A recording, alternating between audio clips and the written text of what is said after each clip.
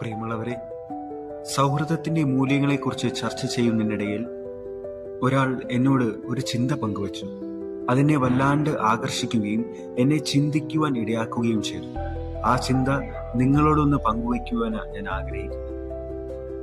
ആ വ്യക്തി എന്നോട് പറഞ്ഞു, ബ്രദറെ, നാം സുഹൃത്തുക്കളെ തിരഞ്ഞെടുക്കുന്നത് നിറത്തിന്റെ അടിസ്ഥാനത്തിലല്ലേ?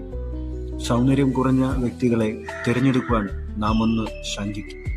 എന്നാൽ സൗന്ദര്യമുള്ള വ്യക്തികളെ തിരഞ്ഞെടുക്കുവാനോ ഒട്ടും മടിയുണ്ടാവില്ല. അതെന്താ ബ്രദറെ അങ്ങനെ?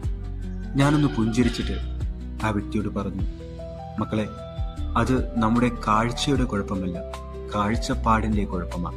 അത് നമ്മുടെ മനോഭാവത്തിന്റെ കുഴപ്പമാണ്.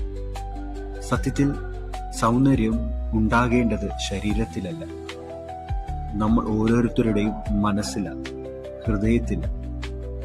ആ ഹൃദയം കൊണ്ട് മറ്റുള്ളവരെ നോക്കിയാൽ അത്രയ്ക്കും മേൽ ഭംഗിയാകും. കാരണം കർത്താവ് സൃഷ്ടിച്ച ഓരോ വ്യക്തിയും അത്രയ്ക്കും ഭംഗിയുള്ളതാണ്. കാരണം ദൈവത്തിന്റെ ഛായയിലും സാദൃശ്യത്തിലും സൃഷ്ടിക്കപ്പെട്ട മക്കളാണ് നാം ഓരോരുത്തരും. അതാണ് ഉൽപ്പത്തിയുടെ പുസ്തകത്തിൽ പ്രതിപാദിക്കുന്നത്.